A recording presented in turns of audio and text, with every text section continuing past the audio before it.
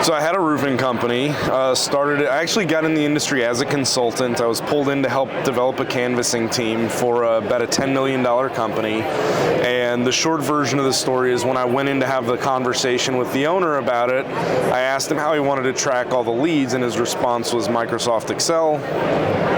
I said, man, that's just not a feasible task. I mean, what you're wanting to, this is not the right system. You need someone to help you with operations and systems first, and then you can just build on top of that. But I can't believe you're even doing $10 million on paper right now. It's good for you, but like we can make your life a lot easier and probably your overhead a lot less expensive. So I did that, started shopping for CRMs, etc. Long story short, I ended up doing this with a couple of roofing companies, and eventually two partners split ways. Both of them asked me to be a partner of theirs in a venture. Picked one, and we started what became my roofing company. We went 50-50 on a roofing company back at the beginning of 2019. Built it for 3 years, sold it in 2022 to private equity, took a year off, and then got pulled back into consulting. So people started asking me questions, and one thing led to another. Hey, we need a fractional COO, director of operations, someone to help us just answer questions, consult, make recommendations, build out a CRM for us, whatever, SOPs. And so I did that, but I've always done very custom work for people. It's what do you need? Okay, let's focus on that. What I've found though is that there's a model that you can stick fairly close to, and it changes depending on the size of the business. But if you just look at it and say, okay, you're at this stage, your budget should look pretty close to this.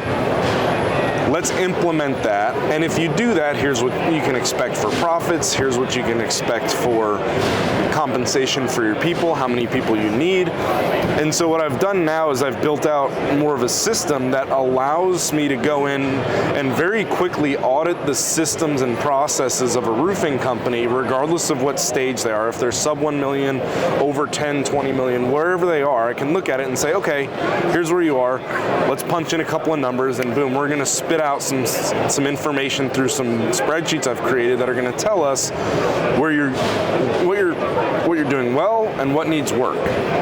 Where are the biggest priorities, and also what are the quick hits we can do to pump up your profits, reduce your overhead, etc. So now what I'm doing is I'm helping to implement end-to-end systems for roofing companies. The centerpiece of that is a CRM, which is why ProLine has become such an integral part of my business, because after coming back into the industry and shopping for CRMs, ProLine stood out to me for several reasons. It was the automation drip campaigns. I was a big GHL guy. I run my consulting business off of GHL. It's great, but it's not industry specific, at least not yet. I don't know what their plans are for that, but I couldn't in good conscience move my guys to that platform because it had so many gaps for roofers that just wasn't going to meet their needs. And honestly, I wanted to, because their commissions are great, which is why so many people push it. And we have a friend. The dog came running through. So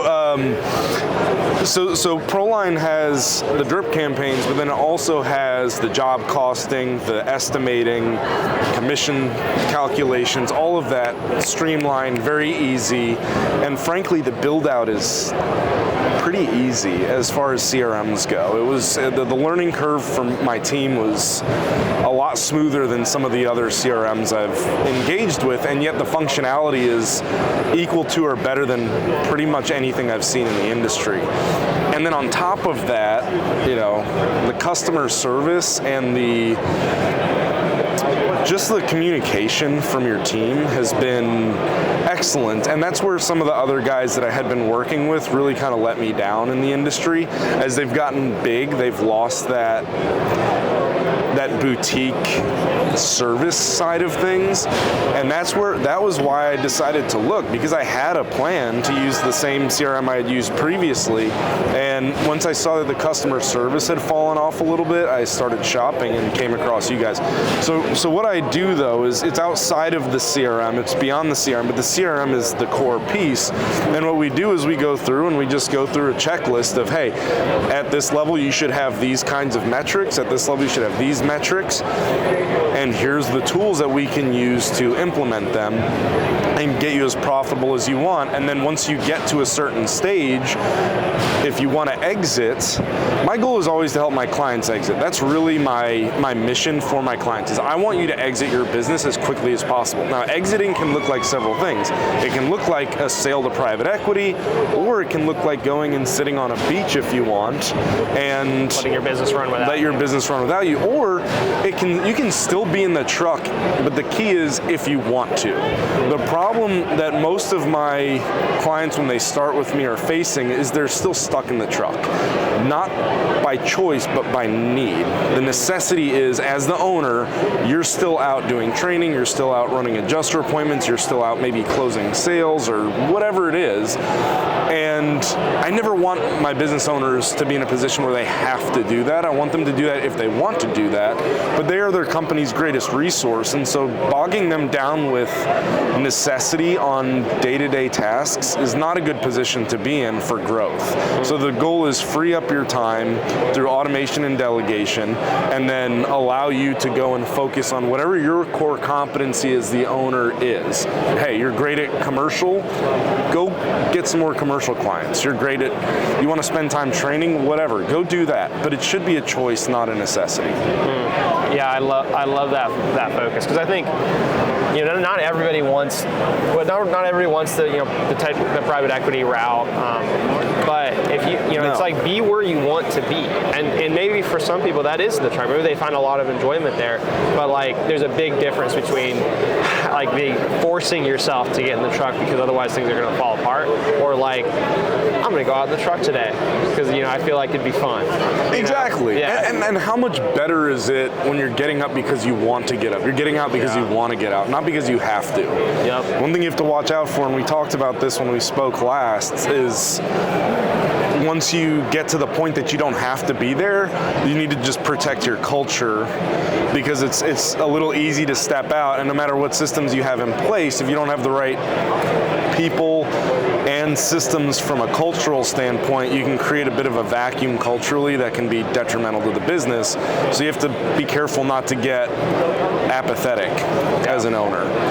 But I want my owners to have that opportunity to. That's a good problem to have. Exactly. Yeah. I mean, it's not good, but that's the problems you want to face. Yeah. You want to, like, I mean, if you're like, hey, how do I keep my, you know, $20 million roofing business still making it so I can be on vacation forever? Yeah. Like, what do I need to do to, you know, maintain the culture and build the systems? You're in a good place. Like, that's the problems that you're facing. Yep. Absolutely. And so you're mapping that route from to help guys get there. Yes. And then, you know, I know a lot of what you do is educational, but then you're able to provide a number of services more hands-on as well, right? A lot of services, yeah. And the areas I use vendors for. And so that's why I'm here, is because, so for example, I have a client in the Pacific Northwest. He's under a year old,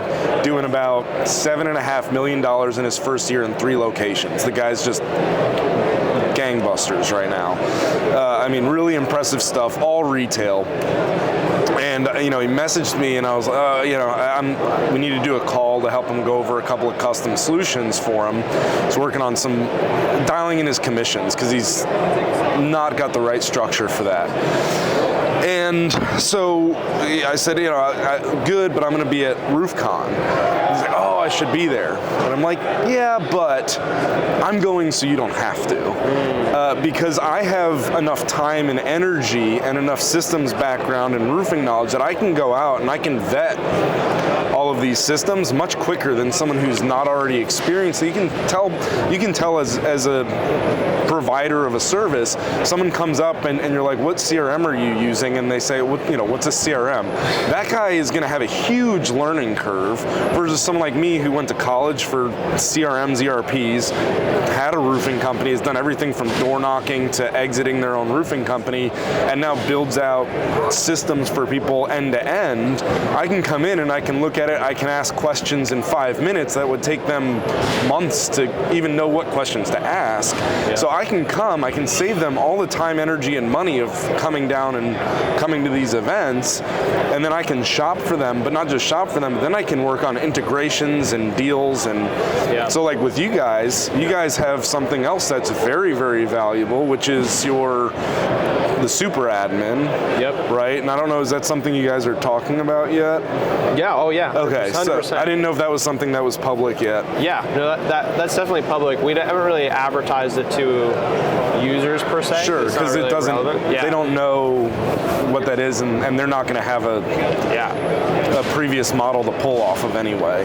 But for partners like yourself, which you're a member of our Certified Partner Program, we trust you and we've seen the work that you've done. We want to promote you to our users, but in other partners as well, and we want to make it as easy as possible for you guys to help ProLine contractors. Yep. So that's why we built the super admin system. Which is perfect, because what I can do then is I can build out my ideal system, that's the biggest shift I'd say I've had in the last 6 months or so. My original model, the ADAPTS model, where I do a systems audit, we look at where we are, where we want to be, arrange the priorities, purge, get rid of anything that's unnecessary, and then bring in tech and subcontracting to automate and delegate. But what I was originally doing in the design portion was I was saying, okay, here's where you are, where do you want to be? What I've pivoted towards now is understanding that I actually might have a better understanding of that to a degree than the roofer themselves might have. So I might know, hey, industry standard is from appointment to booking, from lead to appointment booking, this is the conversion rate you want to have in different markets and these things. From booking to show rate, these are the metrics you want to be going off of. And this is information that is a little bit out of reach for a lot of roofers because they're running their day-to-day. So now instead of saying where do you want your close rate to be, I say your close rate should be here. Your rate from booking to show should be here. For everyone that you close, this is how many should fund in theory. And statistically, you can kind of boil that down to reasonable numbers, and then we can look at those as canon or as a KPI and a standardized place where you then pull from that and say, here's how far off we are on these specific metrics. Boom, that's where we need to focus our attention first, because on this one, you're about 50% off from where you need to be. You're losing a tremendous amount of your business. This is a huge hole in your pipeline. Yep. And so that's the big shift I've had recently, is more, instead of asking them what they want, and I still do that because it's still their company, I'm trying to provide more of here is a templated example of what you want and how do we get you there. Yeah, I think that is more valuable for most contractors. Yeah, I think about when I had my company, how much more would I have loved that? Someone comes in, they start asking me, well, what do you want to do with this? I don't know. I like this idea, but I don't know that it works. I don't have a tested, proven model. Versus, hey, we've done this a dozen times or 100 times or 1,000 times, and as an industry standard, this is where you should be. Right. So let's get there. And also, not only that, but I've got the solutions for you to get there. It's so much more valuable. It makes my time so much more valuable for them. If it takes 20 hours to figure that stuff out and I'm charging $100 an hour, it's a $2,000 cost to get that answer. If I already have the answer and I hop on a call with them for 15 minutes and I'm charging $1,000 an hour, it was cheaper. It's like, it makes my time more valuable to them, and then it allows me to help men. Their time is incredibly valuable. I would say that a roofing company owner, their time should be worth a minimum of $1,000 an hour. And so every hour that they're putting into something has a cost to it, and I want to protect that resource of theirs to the best of my ability, and coming with the answers ready to go is the best way to do that. Absolutely love it. I think we are also, as a company at ProLine, kind of, we're not going to go too far in that direction, because we want to be the software piece, and we want to make sure that we remain customizable, so that partners like yourself can go in, build out your custom build out, deploy. But we have started seeing these, just like, these companies are doing really well, these companies are not doing as well. Like, we're able to look at the data on our platform, and we can kind of see, like, there seems to be kind of a right way and a wrong way to do it in a lot of cases. Yep. And like, so it's like, why not just just say, like, hey, this is how you should probably do it. Yep. And like, if you want to do it differently, great, but this is what we see that works. Well, and I think that's part of the attraction of ProLine, because you guys already have pre-builds to some degree. Now, is there room for dialing that in another level? I think so, but you guys already have some excellent pre-builds, which for a lot of companies, especially if they're okay, so you take a competitor, and I'll use one that I like. Like, I like Job Nimbus. That was the one I used for a long time. I built out Nimbus. I started with them in 2017, and I grew with them, and they grew with us, and everything like that. And it's a great system. But when it comes to drip campaigns, for example, which I think are a very important piece of the puzzle, you're dealing with a complexity of build out that is beyond the scope of most roofing company owners, almost any of them. And even if you have the know-how and ability to do it, your bandwidth to do it is going to be very limited. And what you guys have done is you've got that out of the box. Now, again, I think I can come in behind that and say, let's dial this into another level. This is 70% of the way there. But with every other CRM, they're at like 0% or 2%. They're nowhere near where they need to be. And I think the thing that caught my eye about ProLine, all of a sudden I see that I'd never heard of you guys. All of a sudden I see Dimitri post about it, and not even about you guys, but about CRMs, and 60 different roofers come through, like, ProLine. I was like, what is this? I got to check this out. Yeah. And I was days away from the ProLine Mafia came from that. I got the ProLine Mafia shirt on. Yeah, the ProLine Mafia. Off that post was what inspired it. I mean, that's what connected us. I mean, that was so. Thanks, Dimitri. That was great. Pretty sure he was like trying to promote a different CRM. I think he was. But he also said, he complimented you guys too in the process. He said, that's not what I was talking about, but yes, they're a partner, and yes, I like them. Yeah. And so, at least that's my recollection of it. But and so many of these guys said, they're just implementing the out of the box stuff that you guys already have ready to go, and saying, we're booking appointments, we're doing these things and that things. Now, there are certain markets that have different nuances to them and are more challenging for some of this stuff.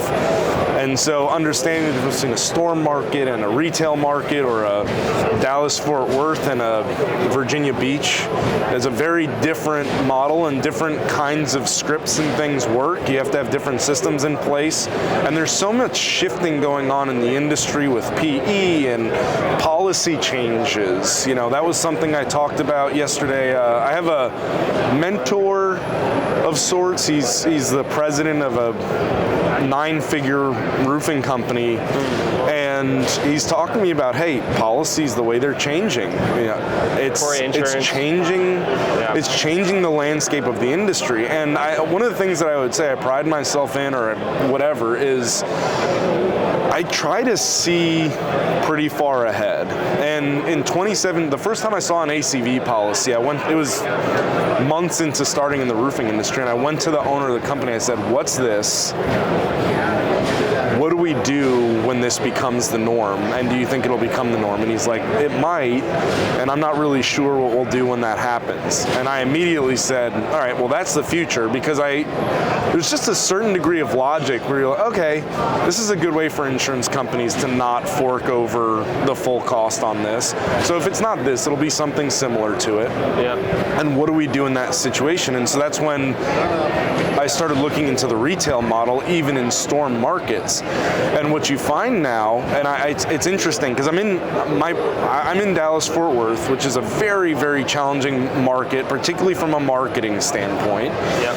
And you see people, they try and do digital advertising, and the thing that tends to be utilized a lot, even there, is we'll do your roof for $6,000 or whatever, so these kind of ads that are very low ticket kind of a deal, and it brings in people most of the time who have bad policies, who don't have the money to get the job done, and the storm chasers or the storm model, even local storm focused contractors don't know what to do with those leads. So they get out there and they're just like, oh, it's a bad lead, they don't have a good policy, and they kill it.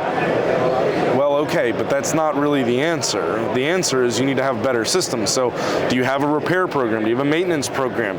Do you have the ability to finance even deductibles? Do you have the ability to finance the whole job? And when you can pivot and take them from, hey, you're going to come out of pocket $8,000 for this thing to get a $20,000 roof or whatever the numbers end up being, to put you on low monthly payments over the life of the roof, and you're going to pocket whatever the insurance company wants, and we're going to put a better product on your house that will last you, beyond your personal lifespan. It's a very different sale at that point. It allows you to come and provide solutions for people who are genuinely hurting. And you can sell it at better margins and cleaner, better product, and not have to deal with the full scope of what the insurance companies normally put you through. Yep, and you have easier collection because you don't have to much easier collection, chasing down a big check. Yeah, well, the invoicing process on insurance is so complicated, and then that's a huge thing that I'm about, is on the collection side, and it's something Ian and I talked about the other day, is doing some information on that education. But we had terrible AR for the first couple of years of our business. I mean, no one, and especially during COVID, no one wanted to pay, and you had such delays on materials and everything. It was the perfect storm for people to not pay.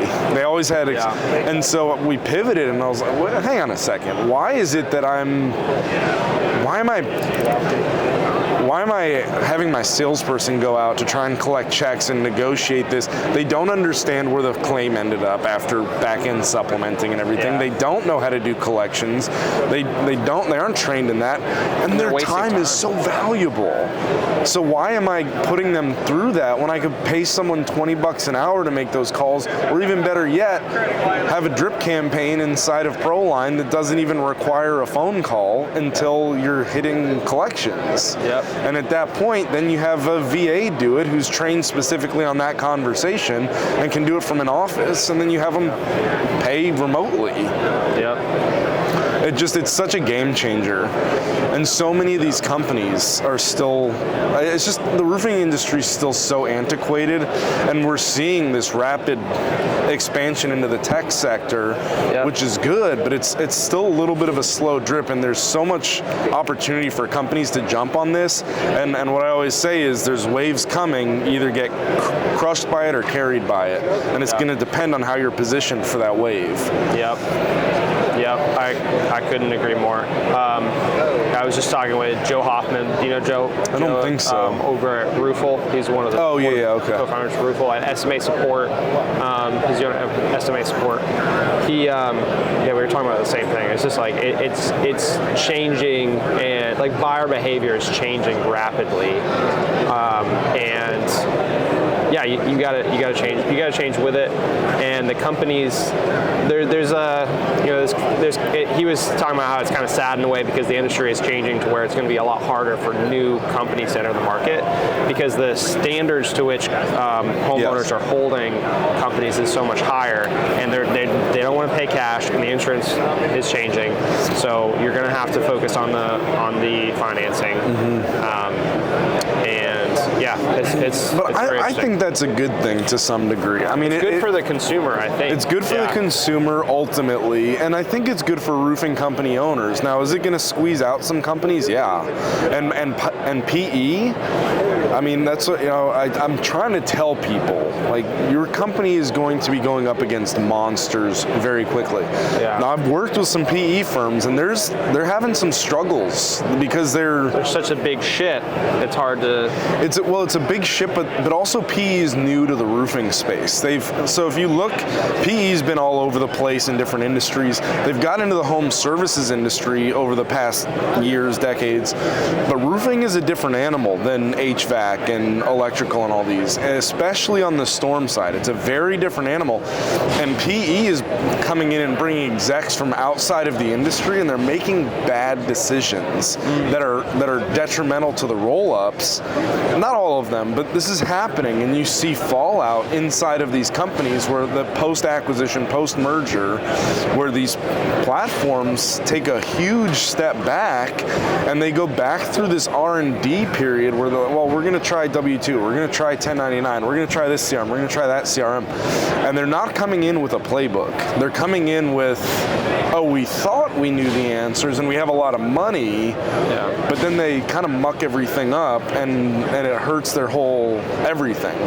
And so I think that's where someone like me is going to have a big opportunity in this industry, and frankly a lot of the other company owners, is you want to get on the front end of that, have your systems dialed in, have your stuff automated, scale very quickly, because these changes, 12 months, 24 months, 48 months, 5 years, our world is going to be so different in 5 years in the roofing space. So don't take your time. It totally makes sense. I was talking to Chris Scoville about some of the changes he sees coming in financing that's going along with that. Chris is a super sharp dude. Yeah, and it is going to be so different in 5 years. And I think our objective, as is yours, I think, is to be on the leading edge of that. I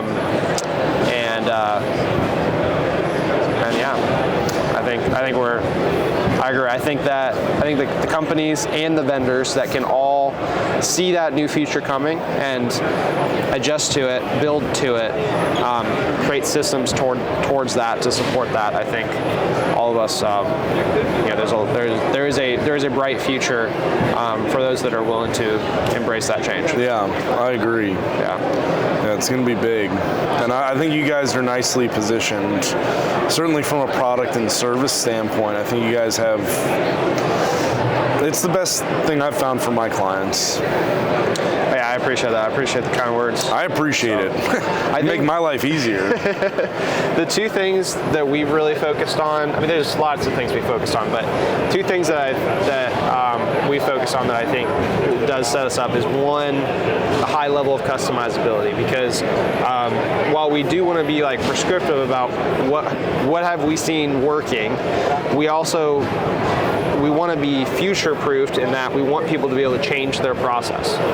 If the market changes and the workflow changes, the ideal workflow, then people should be able to, they shouldn't have these like hard-coded things in their system, like having a stage in the system called approved, where that concept of being approved may not even exist in 5 years if everything transitions, and the approval is for insurance is completely something that just the homeowner handles or something. But having that high level of customizability is super critical. And then we've built our tech stack, and we're building out our dev team around this model of very high speed development and adjustment, so that because the market's going to change, there are going to be features that we have right now that won't be applicable in 5 years, and there's going to be new features that need to get built and added in order for ProLine to continue to support contractors as the market changes. And so we're building out both a team and a tech structure that's flexible and that can adapt to those changes over time, because there's just been this really in tech companies in general, there's this cycle where they come into an industry like roofing, where they view it, it's viewed externally as being somewhat tech backwards, and then tech companies come in, they're like, oh, we just got to check the boxes. So they check the boxes on these features, they sell it, they put a ton of marketing, VCs come in, fund it, put a ton of marketing dollars behind it, and so you see, you have these companies that kind of blow up, and these tech companies, and a ton of roofers get on board, and they realize, like, the roofers start to realize, oh, this tech is not good. This tech is missing all the features I need, like the basics of what I need. And then you have that, but then the company gets big enough, sells off to PE, and then once the PE comes in, then any development that was happening stops. And so then it's just coast. And so, and this cycle has been repeated on a lot of software, and then it really is not good for the roofing contractor. And so our kind of vision, both short term and long term, is to build a platform that has longevity, both in its customizability and its ability to adapt with our customers and with the market, so that we can be there for the ride, not just next year, not just in 5 years, but in 10, 20 years. And I may not be CEO at that point, but part of my vision is to build a company that, even if it's regardless of who's running it, it's set up in such a way to continue to serve the contractors for many, many, many years to come. So that's big.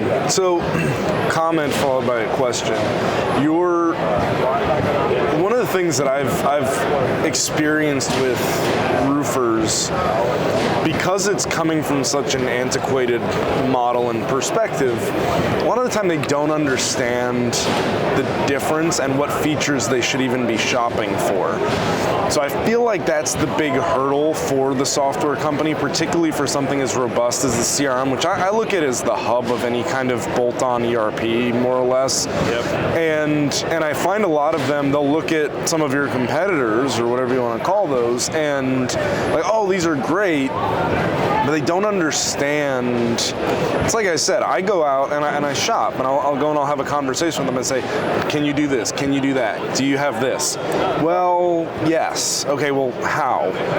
Okay, well, maybe not exactly. We have it, but like, you have to do it this way. I'm like, oh, that's not really what I was saying. And so having the ability to drill down and understand what their real capability is, I think that's there's a huge knowledge gap that is, I think, getting people in the roofing space onto what I would consider to be inferior products. And so 2 questions. One is, well, the first one is tied to that directly, and I think I know to some degree the answer, but what's your experience been with that, and what are you guys doing to educate? Because I feel like letting people know what the problem is a big part of the sale. And then second, semi-unrelated question is, when it comes to growth, you guys are a small boutique shop, more or less. I don't know if that's a fair assessment, but I would say, yeah. Which for me has been very nice because of the customer service that's come along with that compared to some of the big guys.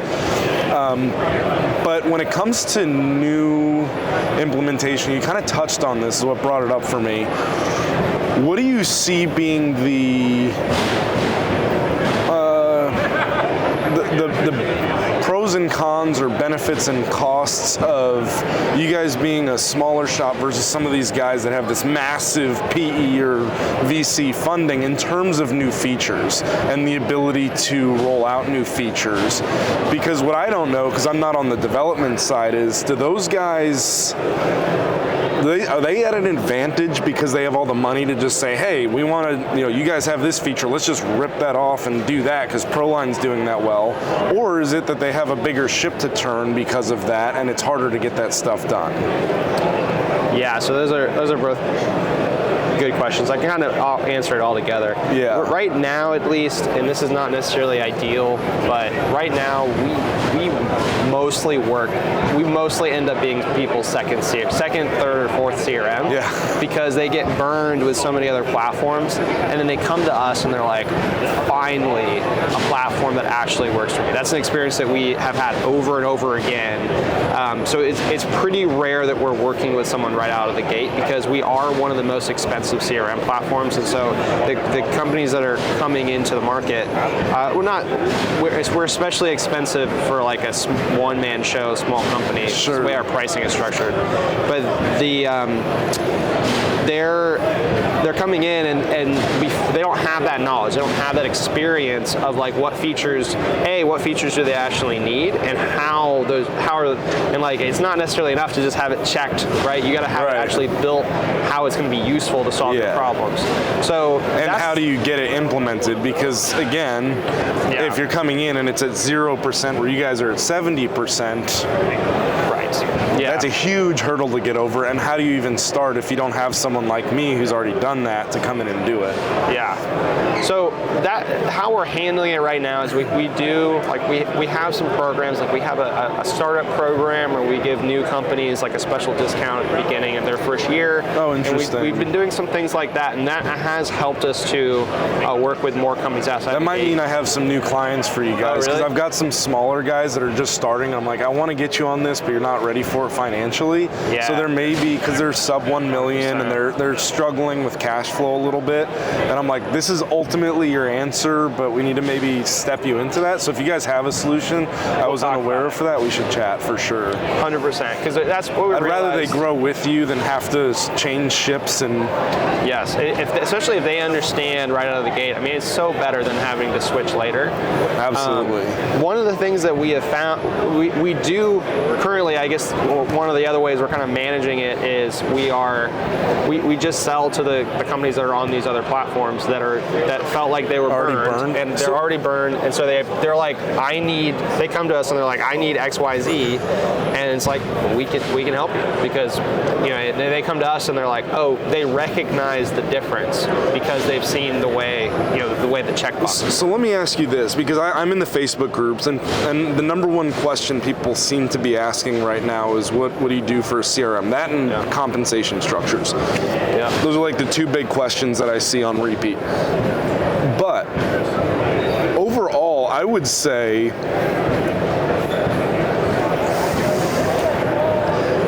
how do they know that they've been burned? Because I feel like some of the other CRMs are good enough. Yeah. They're just good enough. They do a lot of things. They're good products, but good is the enemy of great. And what I don't know is, what is that epiphany, that aha moment where they're sitting there and saying, oh, we could have been doing this the whole time, because they're unaware of that. So are you seeing some like catalysts that are causing that? Or is it all over the place? We're definitely, we're only, the people that are coming to us, they're coming to us because they had a pain. Right. But the pains, those catalysts that you're talking about, those pain points that we're seeing it's often around this time of year, and it's like companies. This is when people look at their systems more. Yeah, it's like they grew a lot during the summer. So maybe the company's like, there may be $5 million in revenue. They grew a lot over this year. They hired a bunch of people. They're getting to the end of the year, and suddenly the owner starts looking at their books and realizing he's not going to make more money this year. He might make less money this year than he made the last year. And that is, so that's one of the catalysts, is like the owner's like, why did my EBITDA not rise? Right, and it's because they hired too many people. They as they grew, like things got out of hand, and so mistakes were made, and so they lost money on a bunch of jobs. They have problems with AR, so it's like these problems start, and then they're realizing like, oh, like my CRM system didn't help me maintain profitability. My CRM system didn't help me to like correctly order for my jobs. My CRM system, is missing the pieces that are going to help me close jobs. So my close rate's terrible. So they're kind of realizing it's different in each case, but usually they're like realizing that there's something missing. They don't always realize it's the CRM. But that's what I was going to ask, is like, what's connecting that dot for them? Because again, unless you're preconditioned to know that the system has this, there is a solution out there for this. Yeah. And my goal is to, between vendor partners, have all of that out of the box. So I want within a month and a half, I want people going through major changes. And I'll give you an example. You know, Jonathan, he came in and he didn't have a CRM. He ran a fantastic business. He was doing $3.5 million ish. Very little overhead. The guy kills it. He's doing a nice job, has great clients, good referral business, all these things in place, but he had no ability to scale. He had no one else. He's still stuck in the truck to some degree. Now he's got it running smooth enough that he lives a great, wonderful life with his wife. He's a friend of mine too. But within a month of talking to him, you know, he's now all of a sudden, boom, he's got ProLine, right? Boom, got that implemented. And then he uses my other vendor now for implementation and back-end office. And between those two by themselves, he's halfway hands off just between those two partners. And again, it's like to some degree though, people have a hard time, they don't know what they don't know. Yeah. And that's part of the reason we're creating so much content. Right? You know, and I think that is ultimately the solution. And so we do so much YouTube content, and we do stuff like this conversation right now. And I think that's the most important. That's, I think, one of the industry educators, tip of the spear kind of stuff on the information side.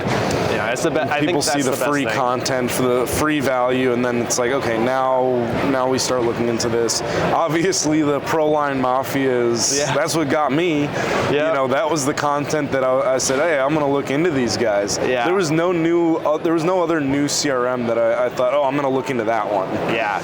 With those types of posts where we get a ton of support, which I'm super grateful for. Those are really impactful because it'll spur people to get on a demo, and then once they see it and they're like, oh, my CRM can generate reviews for me, my CRM can follow up on my sales and increase my close rate. Once they see it on a demo, that's often, I think, when the final dot gets connected. Yeah. Sometimes it's watching our YouTube, sometimes it's watching clips on Facebook, but sometimes it does take just kind of being inspired to book a demo, and then once they're on the demo, they're like, oh, I didn't realize that my CRM could do that. Yep. Or should do that. Or should, yeah. Not even could, should. Right. Should. And if it doesn't, you're missing something. Right. Yeah, 100%. Yeah. So your other question you're asking is are we at a disadvantage? Yes, I think in terms of new feature rollouts. New feature rollouts. The answer to that is definitely no. Part of that is down to, so we have raised some money. It's not that we don't have any funding. It's almost impossible to build kind of what we're building without any kind of funding. But we've raised the right amount for the tech stack that we have to be able to develop at the rate that we need to develop. Okay, so that's great. We're able to keep up. We've put a lot of thought into making sure that we do have the funding we need to hire the dev team and to have everything move out. And I think the last 12 months have shown we're able to develop new features and functionalities and make improvements at a much faster rate than any other software platform on the market.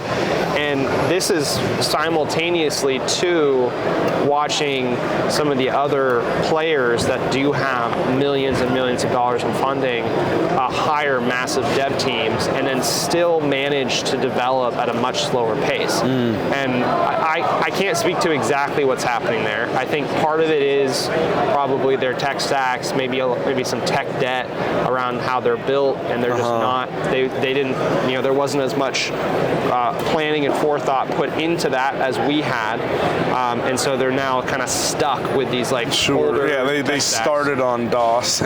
Right. Well, I mean, not. But yeah. No, I didn't mean that. Point, yeah. I was being hyperbolic there. But yeah. Oh, but yeah, they're kind of stuck. I think that's part of it. The other part of it is there's, and I cannot. This is attributed to someone else. I'm not making this up. It was someone in the early computer age came up with this. It's like every time you add a new software, new developer to a project, it cuts it doubles the amount of time that it will take to complete it. And he was specifically referring to software projects. And it's a famous quote. So I'm gonna have to look it up and like find the attribution. But it's this sort of rule that has held true over and over again, that as you start hiring more developers into a technology project, it just tends to slow it down. Yep. And so we have a very small dev team that's very, very good, that's working on a very lightweight tech stack. And so we were able to just churn out these features very quickly. And it's like, it's very tempting to be like, oh, maybe we'll hire a couple more developers. But I talk to our head of product, Oliver, all the time, and the conclusion we just come to every time is like, it's not going to make it faster. It's going to make it slower. Like we will develop. We're good as slower. is, and that's great. Yeah. And you guys listen, which that was part of the feedback that really caught my eye in that original post. Was they have all these features that are already helping my business in ways I didn't even know were possible, and they listen. And the listening is what really caught my attention, because some of the companies I used to work with and really was behind stopped listening.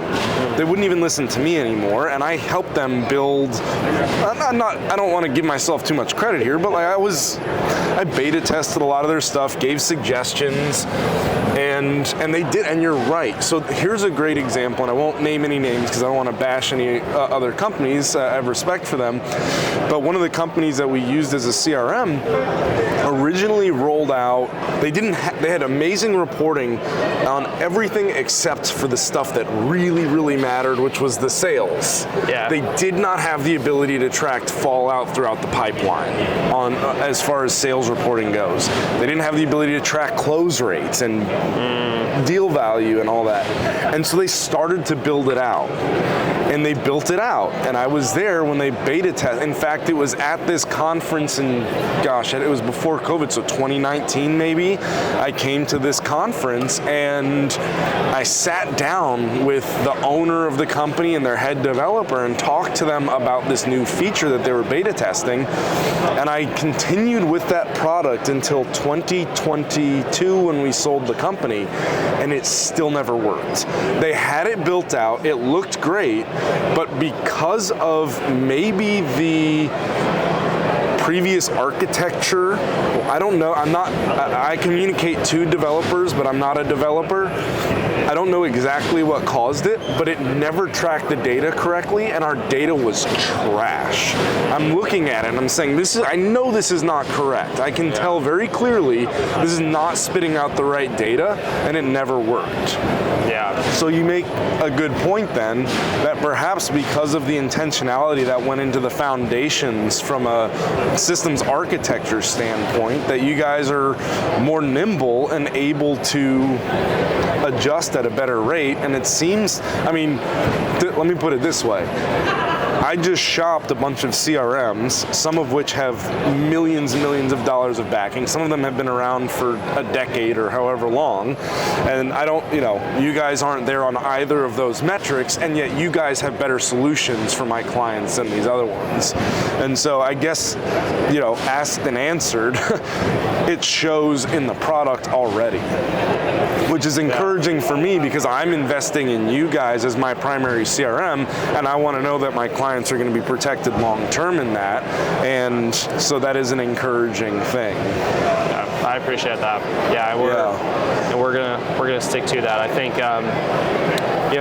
things will by necessity, like product development does have to slow down by a certain extent at some point because you have to invest into security and stability. Sure. However, it's something that we've seen the errors that these previous companies have made, and we're not going to fall into them. We're steering the ship and steering our path in a way to avoid those, and part of that is just going to be that continuing to keep up, continuing to listen, and continuing to develop indefinitely. It's an indefinite part of our strategy, not a sprint. This is an indefinite part of our strategy. Ongoing.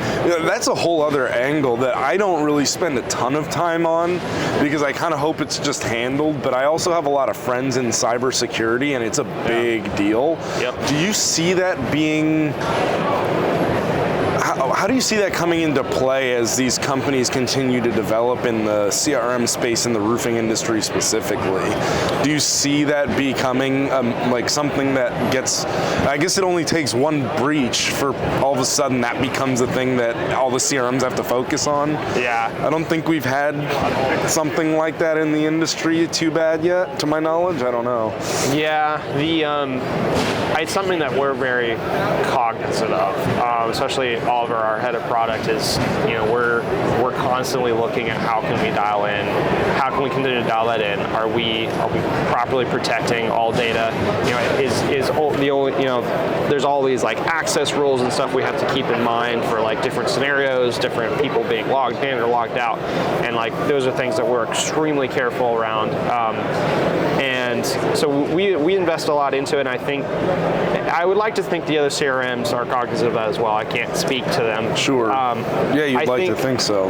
I think that this is going to become a bigger and bigger issue, because there is, over time, there's going to be,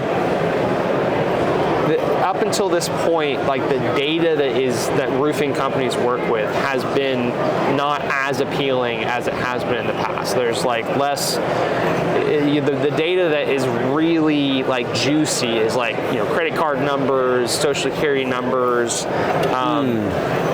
but as like those juicier targets get more and more buttoned up over time, I think that we are going to see more threats come into other industries like the roofing and because most CRMs in the roofing space aren't housing that kind of data right now. Right, so you'd be stealing like addresses and names and phone numbers, which is something, still but a it's big deal. Yeah, but you're not housing socials and credit cards much, I would think. Right. Roofing data is just not as juicy a target, but that doesn't mean that it's not a target. Right. And it's something that we put a lot of thought into. We're actually about to embark on another big push right now to like further dial in. Is that something you've talked to Chris at all about, Scoble, because they did with on the financing side? I'm assuming that they have to be even more buttoned down. For our financing integrations, like we just do the link for the application. So so it's not housed internally for you guys, and then that kind of allows that to not be your we egg to protect. Which is good and smart. Yeah, that makes sense. Well, this has been great, man. Yeah, I think the house lights just went down. They're kicking us out.